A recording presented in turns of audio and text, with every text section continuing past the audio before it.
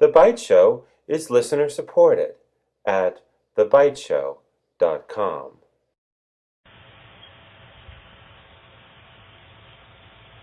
Hello, everybody. This is GeorgeAnn Hughes, and this is The Bite Show. And we're very blessed to have with us Joseph P. Farrell. And Joseph Farrell, as everybody knows, is an exquisite researcher. And he has written many books. You can find a list of them at The Bite Show. Go to the audio library, click on Joseph Farrell's name, and his page will open up. And you can also purchase his books through his website, which is a very nice feature. And you can email Joseph at this address, Vardas, V as in Victor, ARDAS 3, the number 3, at AOL.com. And please visit Joseph's website, GizaDeathStar.com.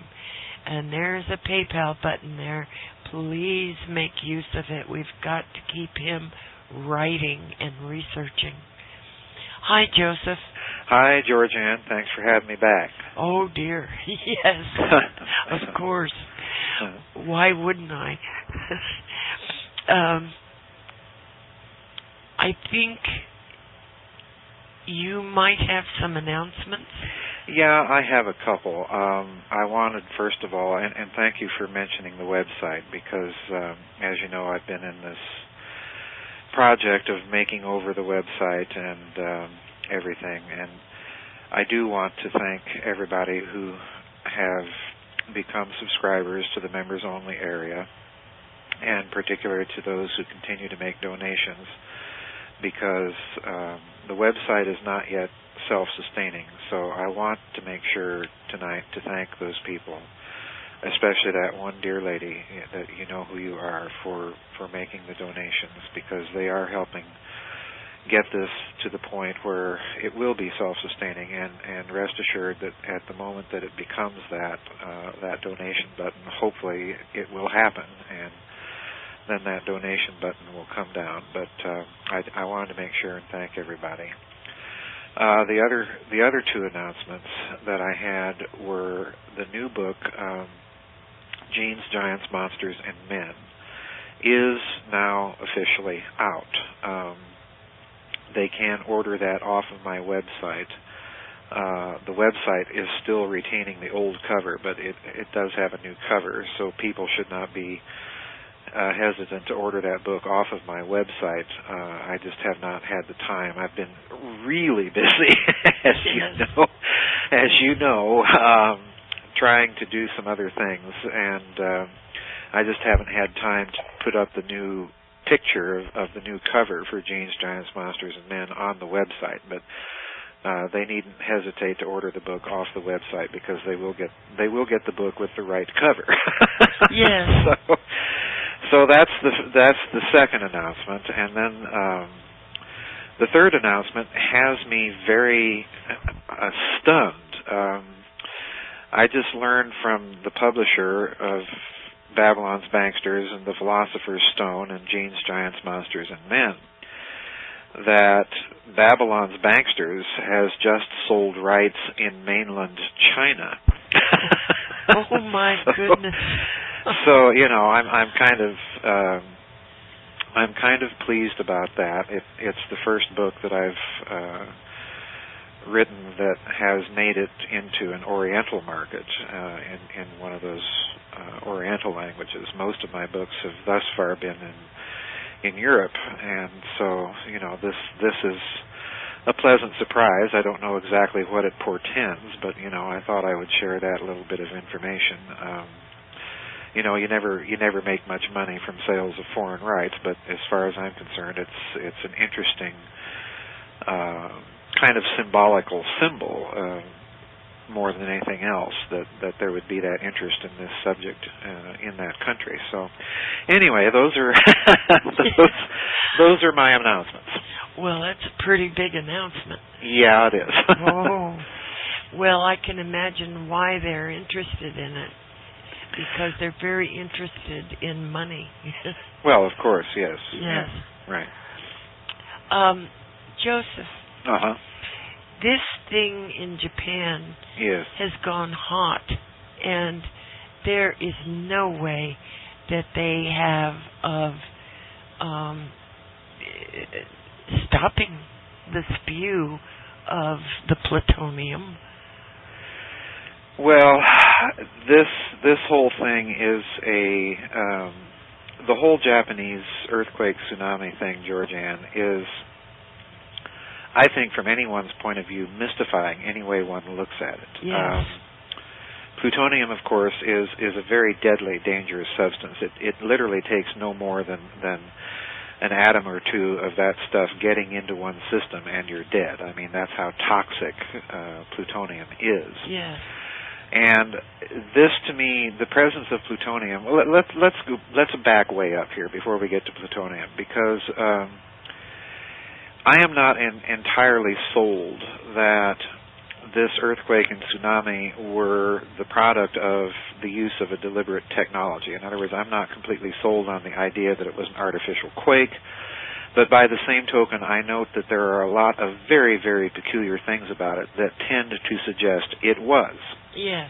And one of those things is that, as far as I've been able to tell thus far, and again, you know, the reason I'm putting all sorts of caveats on this is because the statements of the Japanese government alone regarding the nuclear reactors have been so weirdly contradictory and, let's just say, mealy-mouthed at times, that it's very, very difficult to know who to trust or what figures to believe in this whole thing to begin with.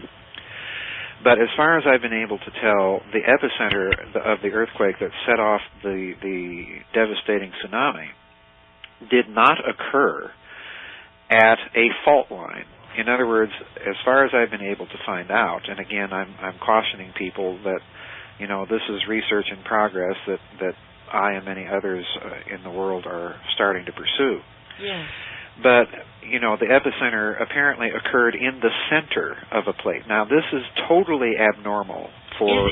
Isn't it where three plates meet? No, as far as I've been able to, and again, this is, you know, there may be other stories out there that it's where three plates meet.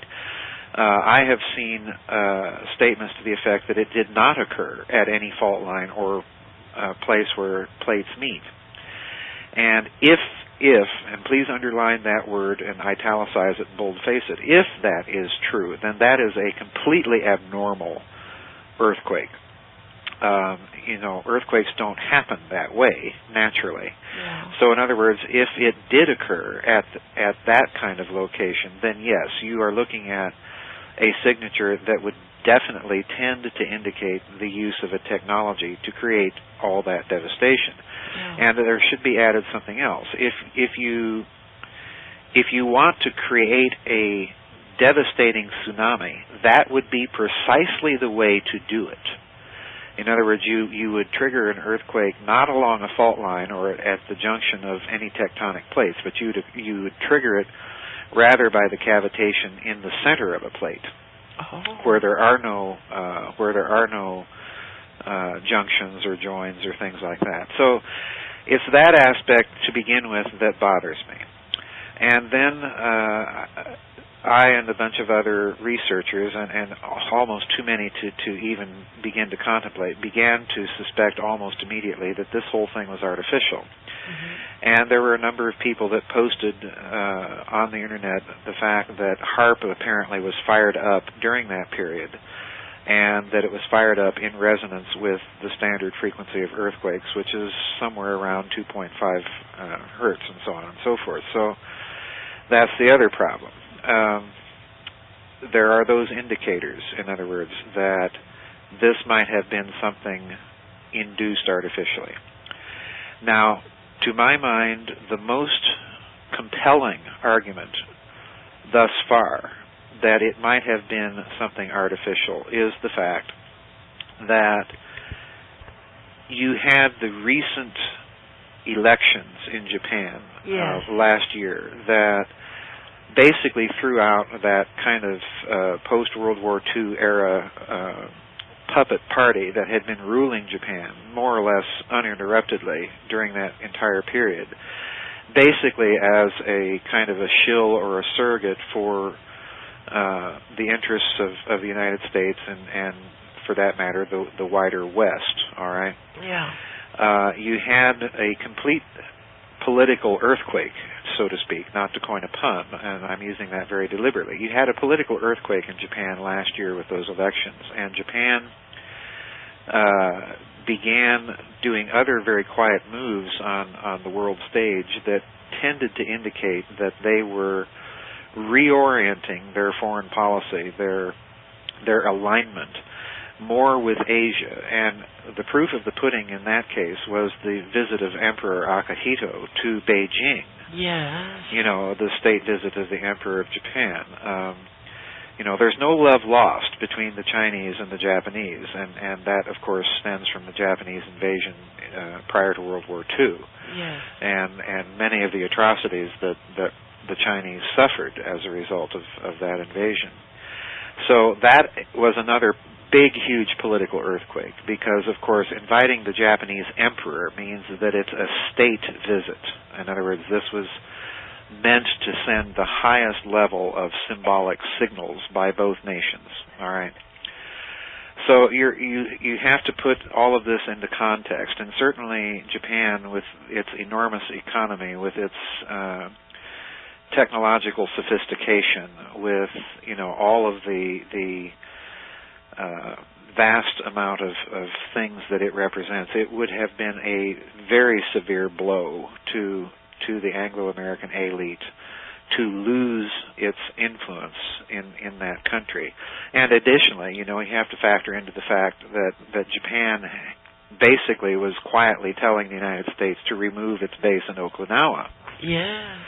So in other words, there was a lot going on that, as usual, did not make the mainstream news in this country. The infotainment that wants to talk about Britney Spears and Lady Gaga and the latest escapades of the dummy crooks and Republicans in Congress and so on and so forth. None of this really made the news over here, but these were political earthquakes that were going off in Asia, and to me that provides a context in which to argue that the disaster in Japan may conceivably have been a kind of a retaliatory response to these recent policy changes by the government of Japan. Well, doesn't Japan carry an awful lot of our debt? Well, yes, this is the other thing, and this is why I'm skeptical that there are those arguing, you kind of anticipated where I was going with this. There are those arguing that, well, this was all the work of the Anglo-American corporate bankster elite. Well, you're exactly correct. For that group of people to take out Japan would be, in a certain sense, cutting their own throat. Oh, yeah. So, in other words, what I'm suggesting is that if this was the work of some group or faction in possession of the technology to be able to do it, if all of that be true, then, to my mind, it's far more likely that you're looking at someone other than the Anglo-American elite as being behind it. All right? But, as I said, I'm not entirely sold on all of this. But the final anomaly, GeorgeAnn, that just has me perplexed no end is that there's two things here that bother me. And I don't know that anyone on any major media has given any of this any play. Number one, Japan, of course, the Japanese people are a people with a long historical memory. In other words, they know that their islands are very prone to earthquakes. Yeah. So why on earth, GeorgeAnn, would you build a nuclear power plant where they built that thing with a minuscule 20 to 25 foot high seawall to protect it against tsunamis? Well, Joseph, I've been going through some of their records, and my gosh, they have safety issues for years. Oh yes, that company, that's the other thing. Why would you permit a nuclear plant like that to even function with the kind of safety records that they've had? Yes. But now there's another problem, GeorgeAnn, and this to me is a whopper. Okay.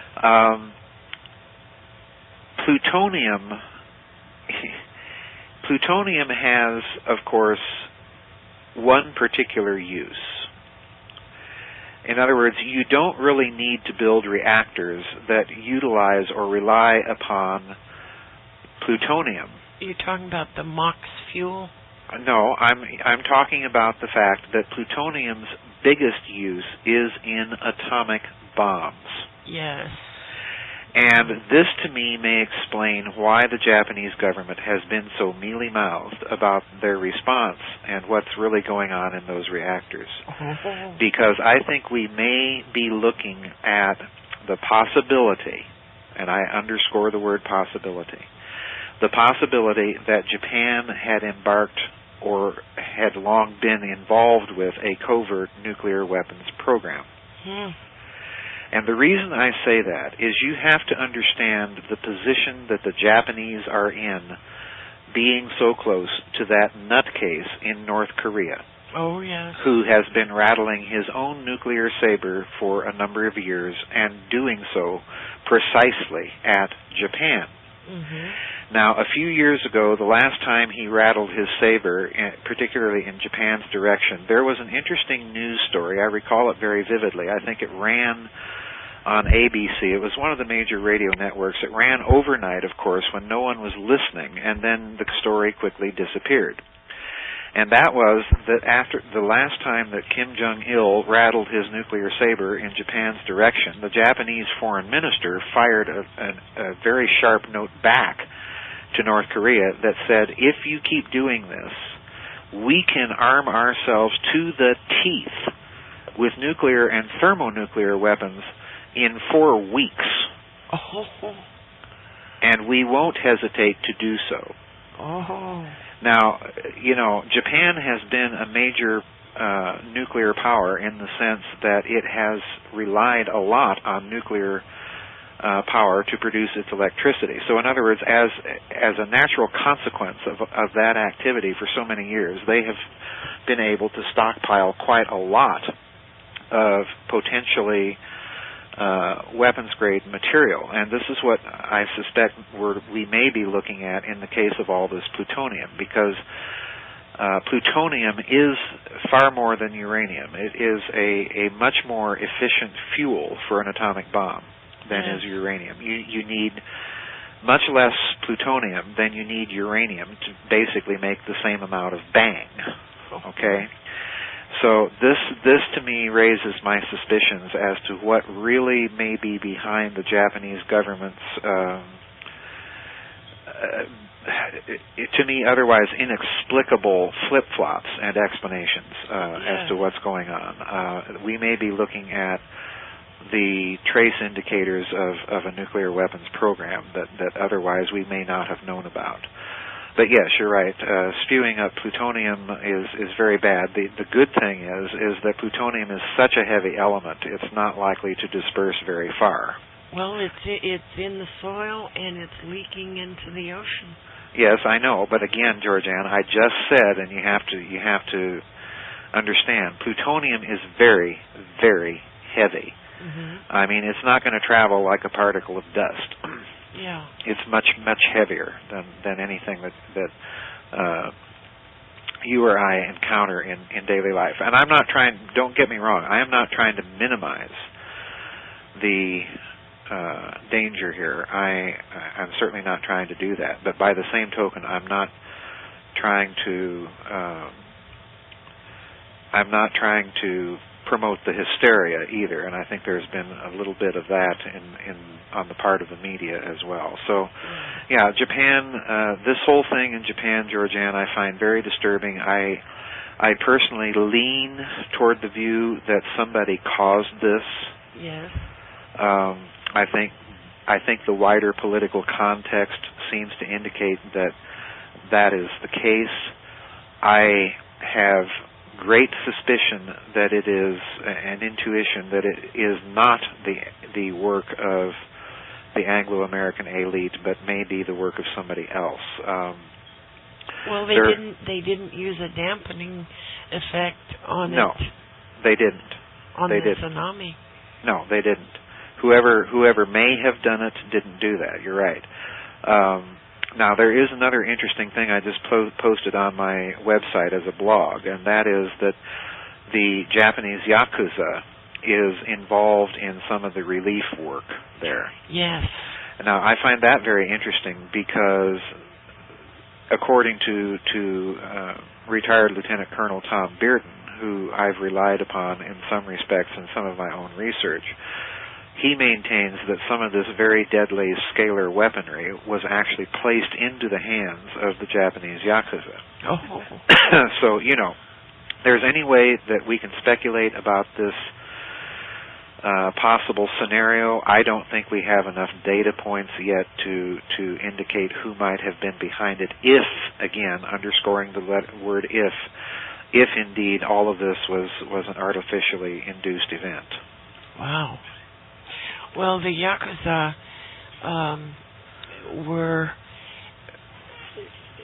among the first to send relief, yes, to bring trucks of supplies and things in. Yes. Oh. Well, there are thousands and thousands and thousands of homeless people now. Yes. And a lot of people are vacating Tokyo, Japan.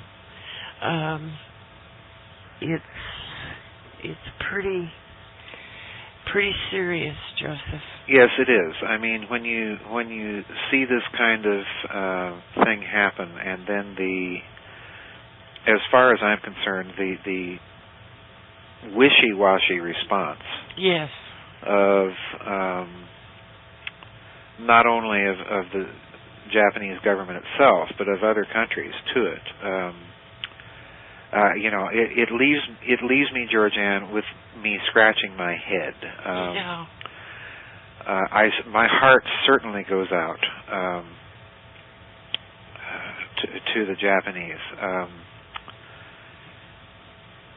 If this was indeed the deliberate act of some mad, insane, power-hungry group of people with a technology, then we're looking at a horror that Japan has not suffered, or for that matter, any other nation has not suffered since Hiroshima and Nagasaki. Yes.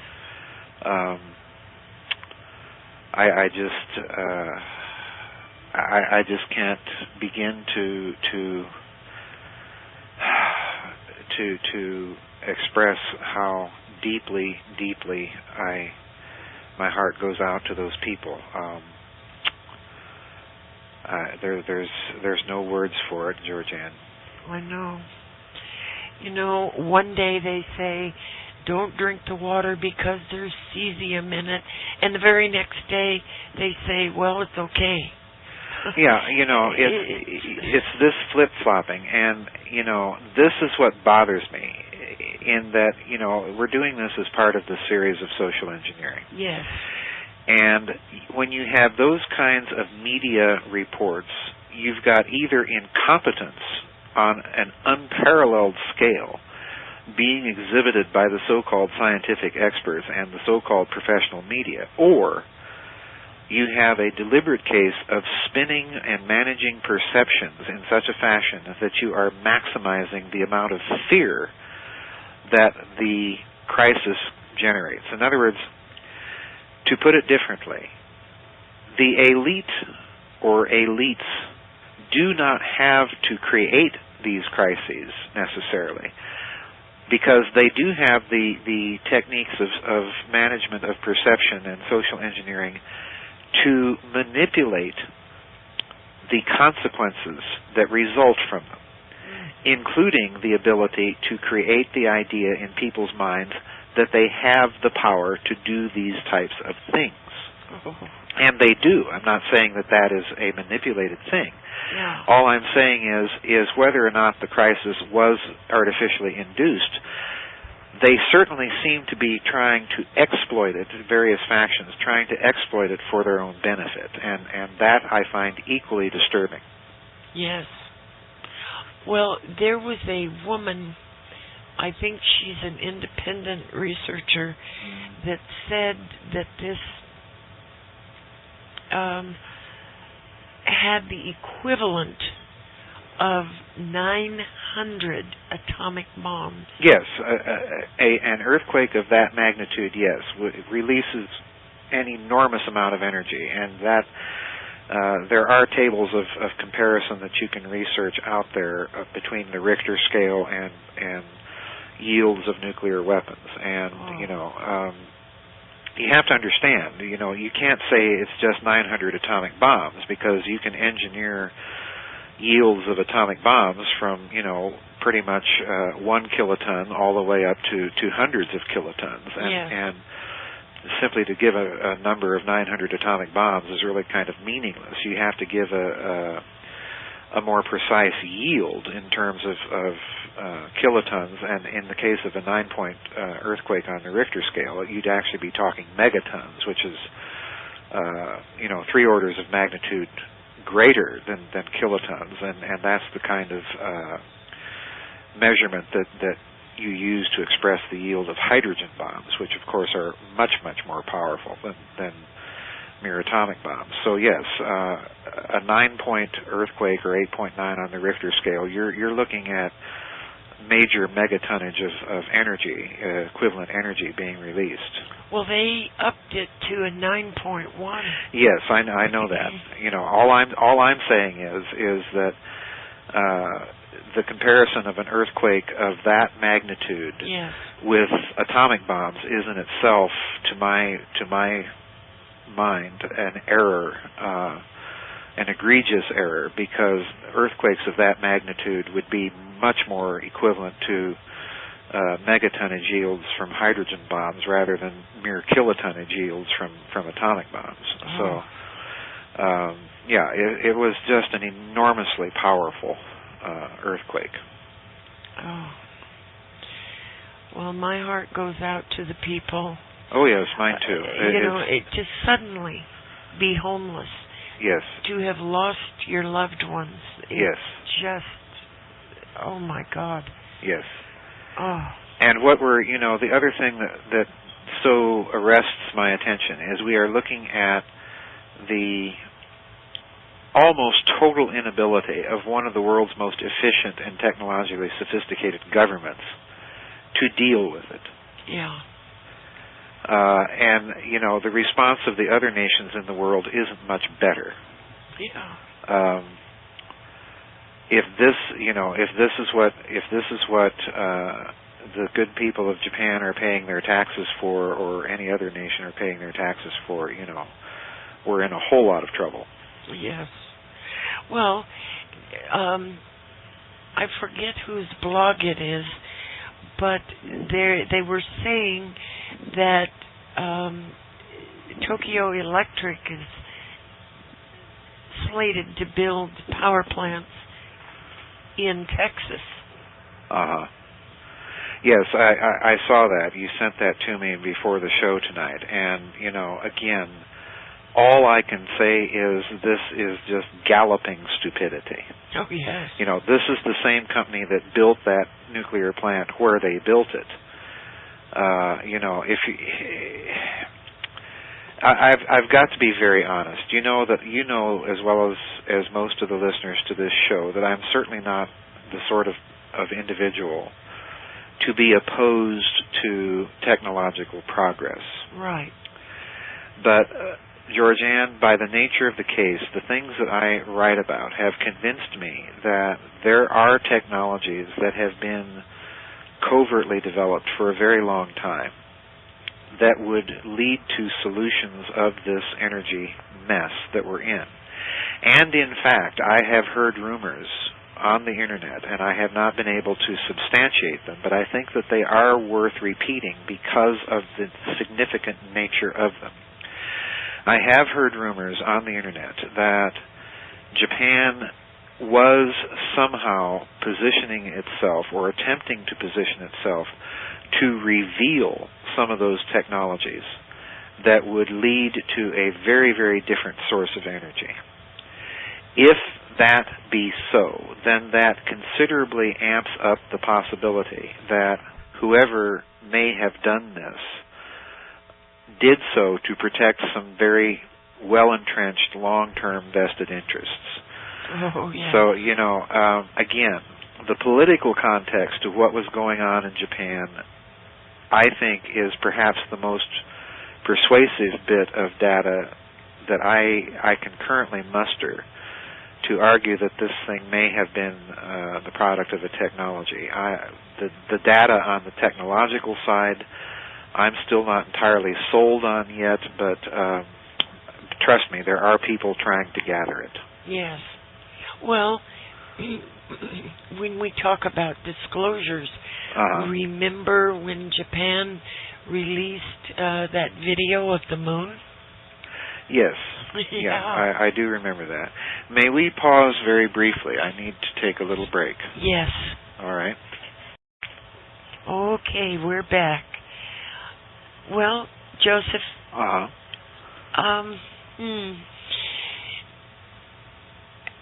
How much of this, they can't stop the reactors. I mean, they're broken, they're spewing, it's a dead deal. They can't entomb them in concrete because they're hot. Well, the situation, again, the problem here, GeorgeAnn, is are we getting accurate news to begin with? Yeah. And given the treatment of this story up thus far, I'm not even willing to subscribe to accuracy there. But let's say, for the sake of argument, that what you're saying is indeed the actual case over there. If that's so, then we are looking at a situation that is very, very similar to Chernobyl. Yes.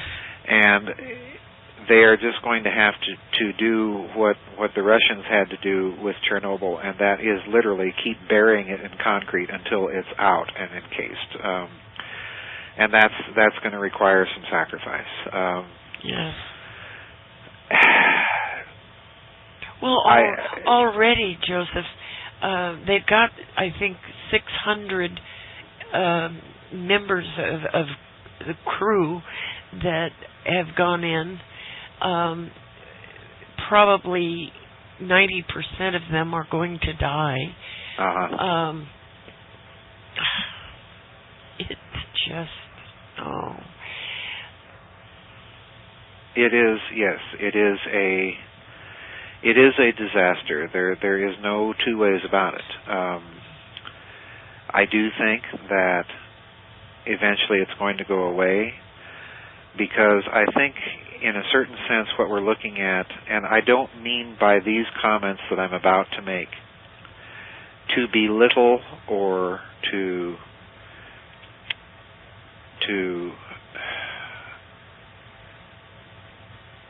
make all of the suffering there seem unimportant at all. yes. But in a certain sense, what we are looking at is theater. Because I look at the sequence of the last year or so, Yeah. and we've had one apocalyptic scenario after another being served up Yes. by somebody. First it was the British Petroleum Gulf oil spill. Then, that died, and no sooner had it died than a couple of months later we're getting this. I just can't escape the intuition that somebody or somebodies, to employ plural that we're looking at a bit of theater here. We're looking at a kind of covert war being played out right before our eyes. I think that they are trying intentionally to ratchet up apocalyptic expectation, and this again is why I implore people to quit thinking in terms of apocalypse. Yes. That the end is drawing near. Get your heads out of the book of Revelation. Get your heads out of your Bible maps of the ages. Get your heads and hearts out of expecting doom and gloom and nothing else. And start praying that good things happen, that evil people will not prevail, that love and compassion will prevail. Yes. Start praying and expecting those things. Absolutely. Because it goes back to the template. It goes back to the templates. Exactly. If you are expecting the apocalypse to happen, then it probably will. Mm-hmm. And if you're not, it probably won't. Yeah. So, I cannot implore people enough to use the spiritual power that they do have and to use it in a positive fashion, and always to do so in a sense that reflects the heart. Yes.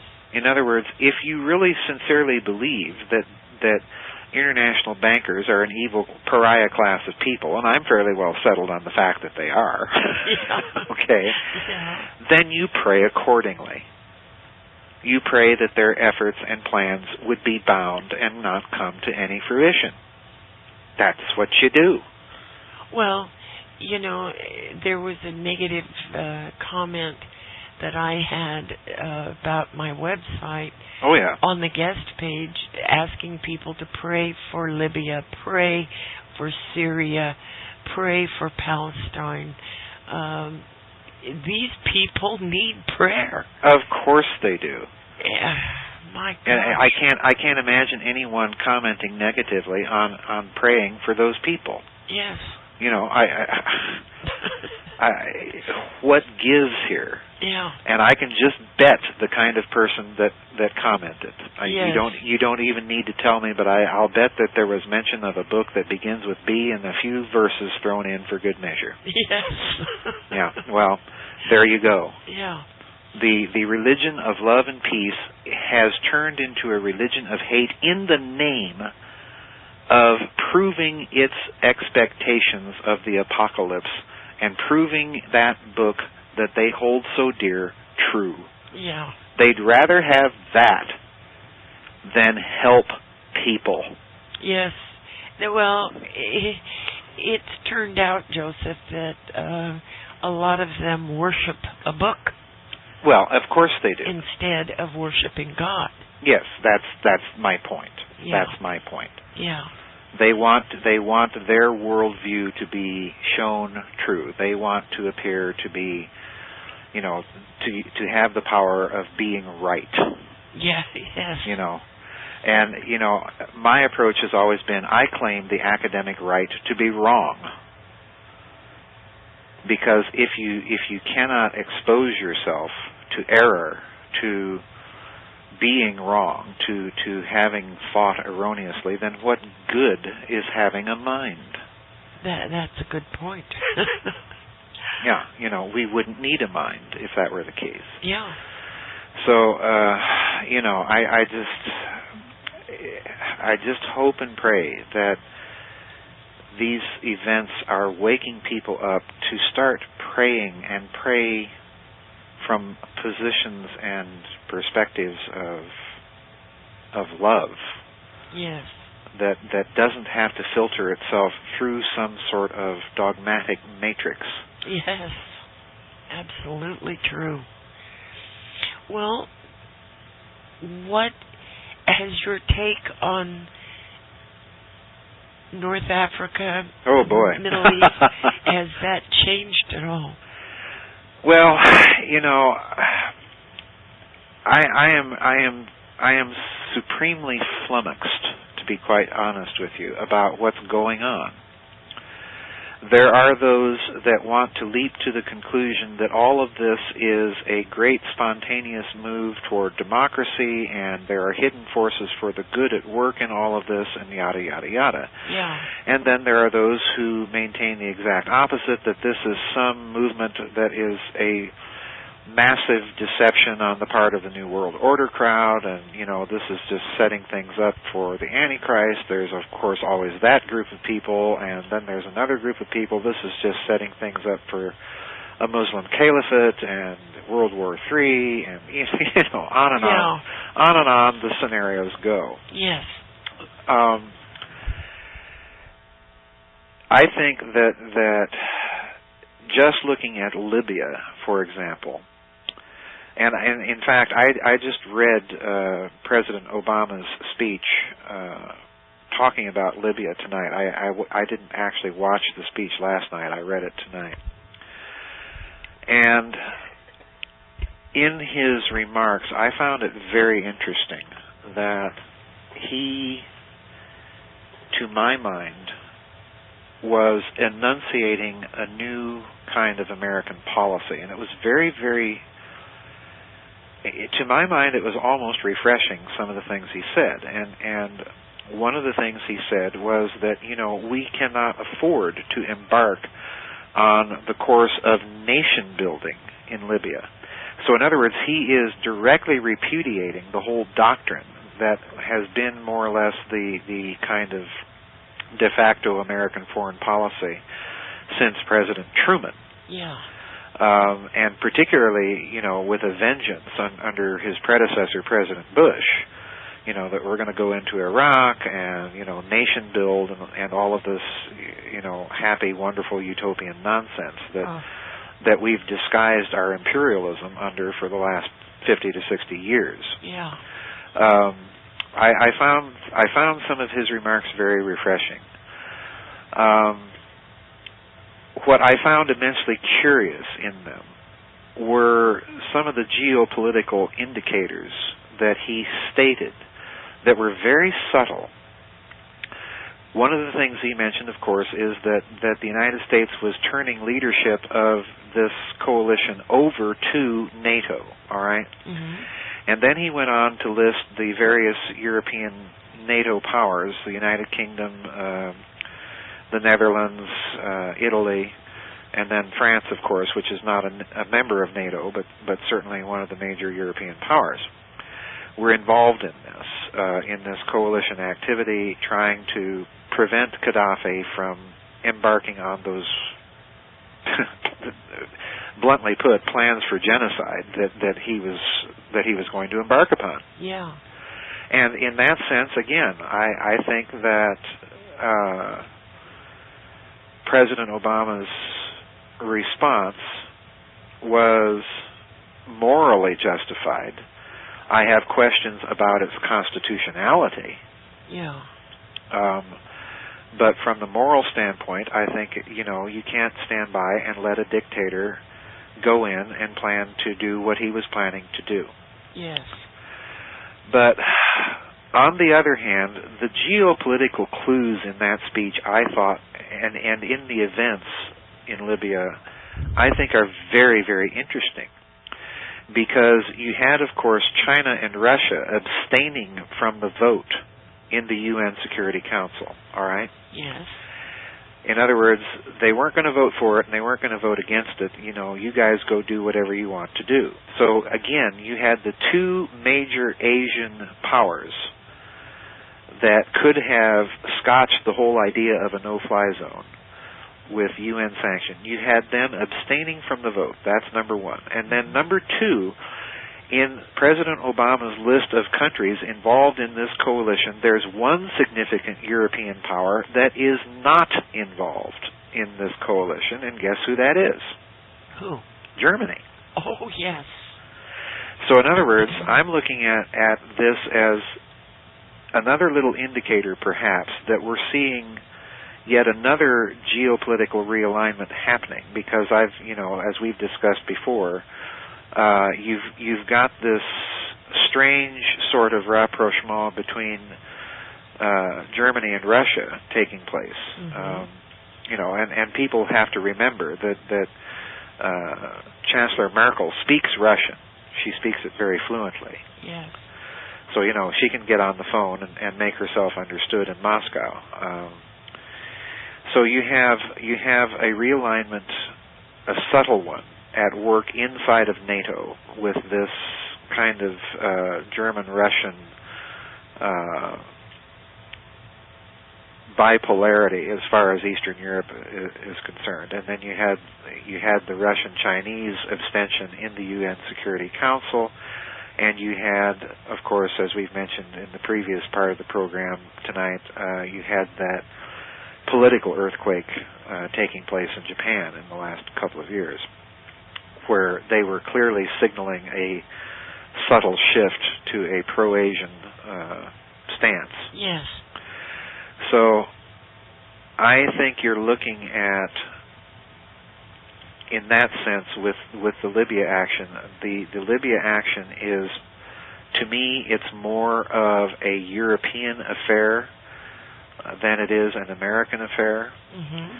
And the way that President Obama phrased it in his speech, I think, is very interesting, because the speech, GeorgeAnn, is not only the enunciation of a kind of a new doctrine in American geopolitical policy, it's also an admission that America can no longer be the global police force or watchdog.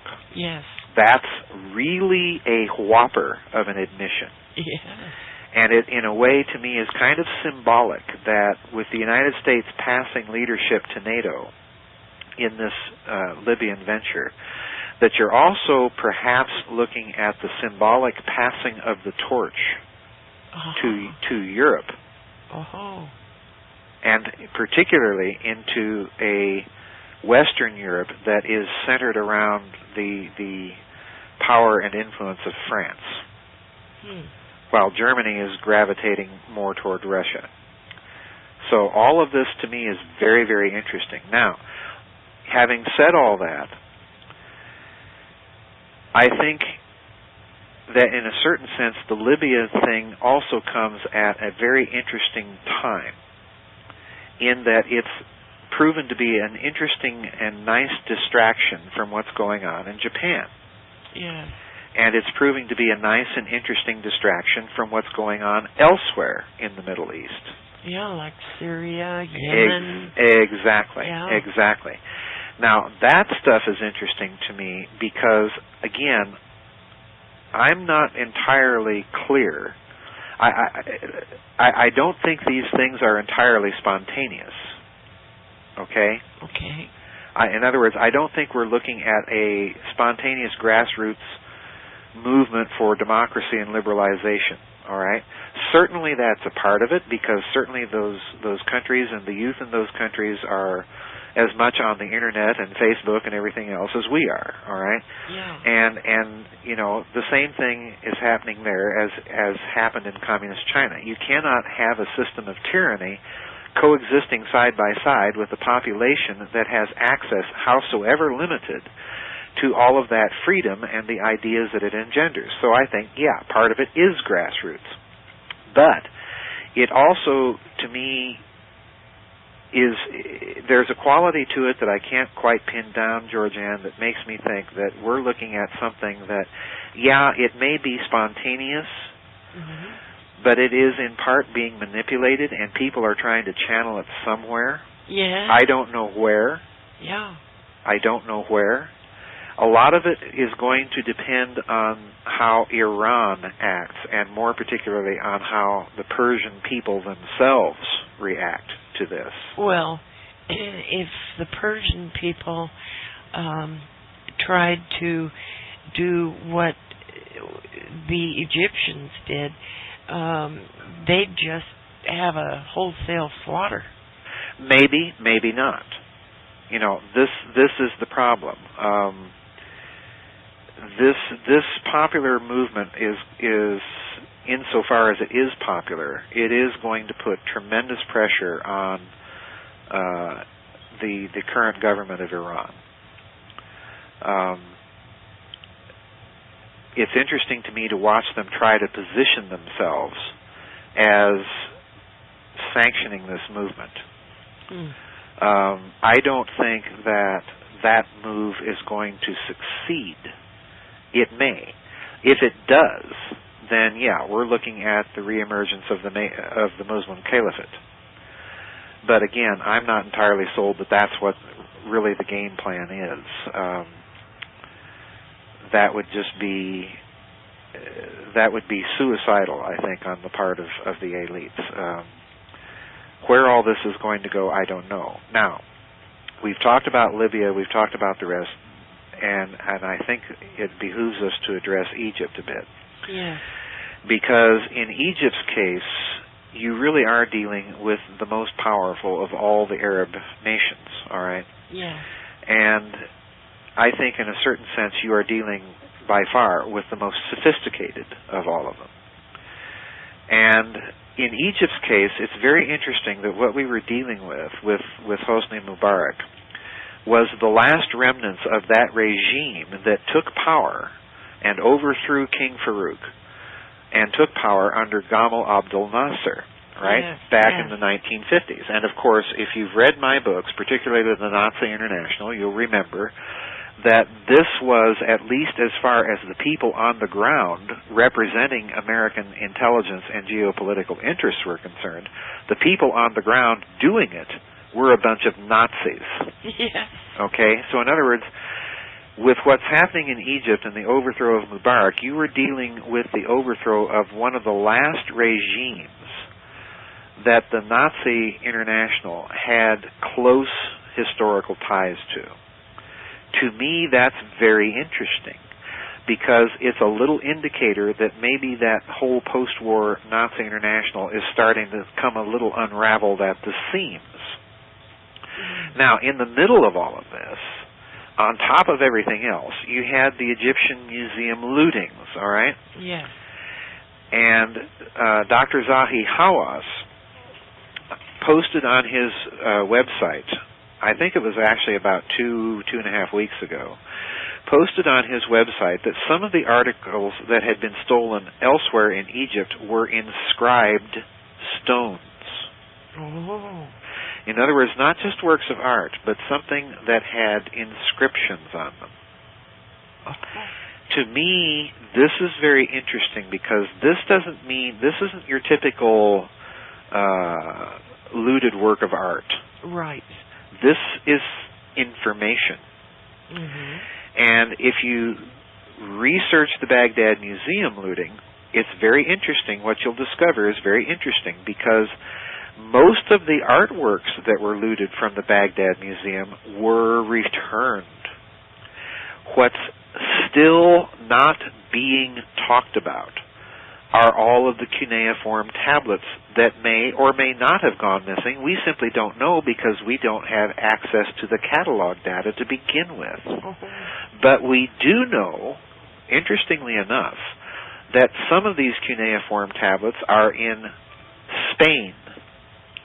And the Spanish government is refusing to send them back because it's not satisfied that the tablets in its possession were stolen from the Baghdad Museum looting to begin with. Oh, my God. So they're asking the Iraqis to prove the provenance.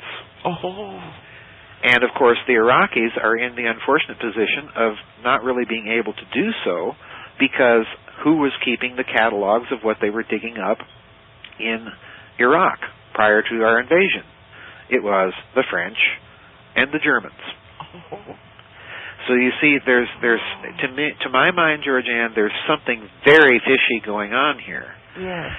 That is at a deeper level, or could be at a deeper level, and that is somebody, to me, it appears, is looking for something.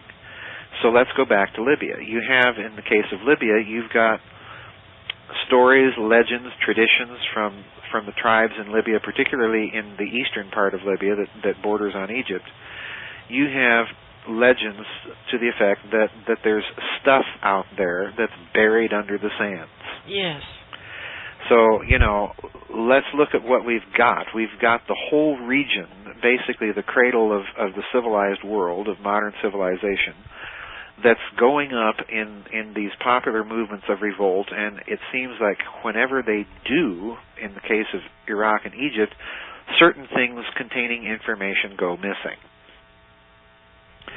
So I would not be at all surprised that we are looking at a scenario in which these things are being exploited at one level by people who are looking for things. Yeah. Yeah. Mm. Yeah. Well, on another level, the thing in Egypt, the military police, or whatever they call them, are picking up young women and having them endure virginity tests. Oh, for crying out loud. Yeah. And using electric shock, having them stripped nude. I mean, what kind of perverts do this garbage? Well,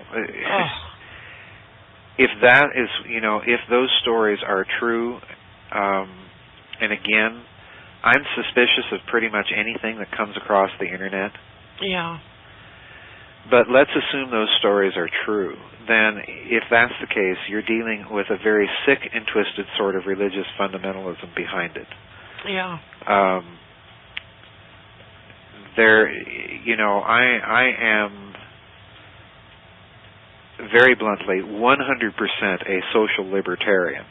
I believe that whatever any individual, once they've reached adult years of discretion, whatever they do in their bedroom is their own damned business and nobody else's.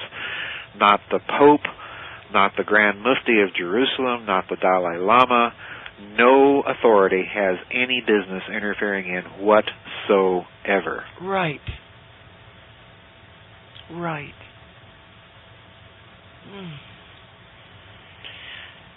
Well,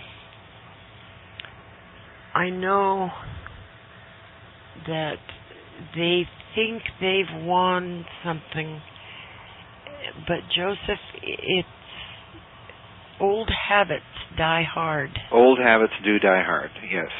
And especially when they've been entrenched for... When they've been entrenched in the name of a religion that supposedly was revealed to one man by an angel to go around and murder people, I have my suspicions. Yes. I have my suspicions.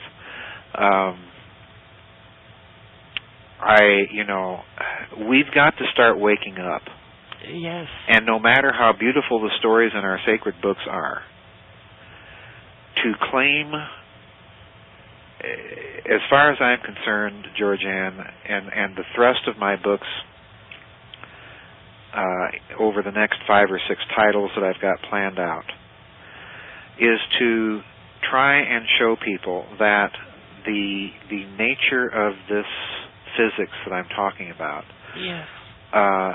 touches very directly upon the nature of God as love. Yes. And once you understand the real deep spiritual significance of that physics, of that very, very ancient worldview, there is no need, and I will repeat this very, very seriously and sincerely, there is no need for prophets, for revelations, for religions.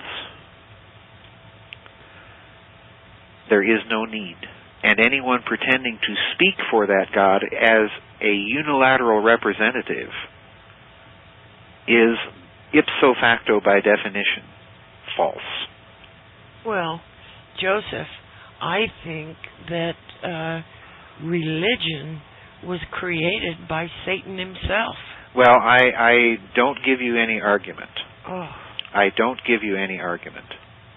Look at the millions and millions, and probably billions of people over the thousands of years who have died in the name of religion. Oh yes, I know. Oh. I know. It is truly. It's an abomination. We have to start waking up. This is why I keep telling people, get your head out of the book and start thinking. Start thinking. I mean, my word, GeorgeAnn, Christ himself said, "You are of your father, the devil. He was a liar and murderer from the beginning." That's right. And people take that to mean the Jews. People take it to mean anything but what is obvious. Yes. Yes. You know, it's not the Jews. It's not this group of people or that group of people. It's particular people claiming to be God. Yeah. And demanding that people go out and serve them and prove their allegiance and loyalty by murdering other people. Yeah. You know, come on here. Oh. It perplexes me no end, GeorgeAnn. Yes, me too. It perplexes me no end. Me too, Joseph. It's a very special kind of insanity. Yes, it is. It truly is. And you know, with the electromagnetic flexing from the sun and what it's doing to the planet, a lot of people are literally going crazy. Well, that's an interesting comment, because let's go back to our templates. Okay. If you read very carefully in my books, beginning with the SS Brotherhood of the Bell, where I start talking in detail about the nature of this kind of, for want of a better expression, scalar physics, I point out that any rotating mass is a natural resonator of this kind of technology. So that if you don't know what you're doing really well, you can induce resonance effects in the Earth, in the Sun, in the Moon, without really even intending it. So in other words, we may be looking at, with some of these things going on, we may be looking at the effects of tinkering around with this technology. Yes. We may be looking at man-made events.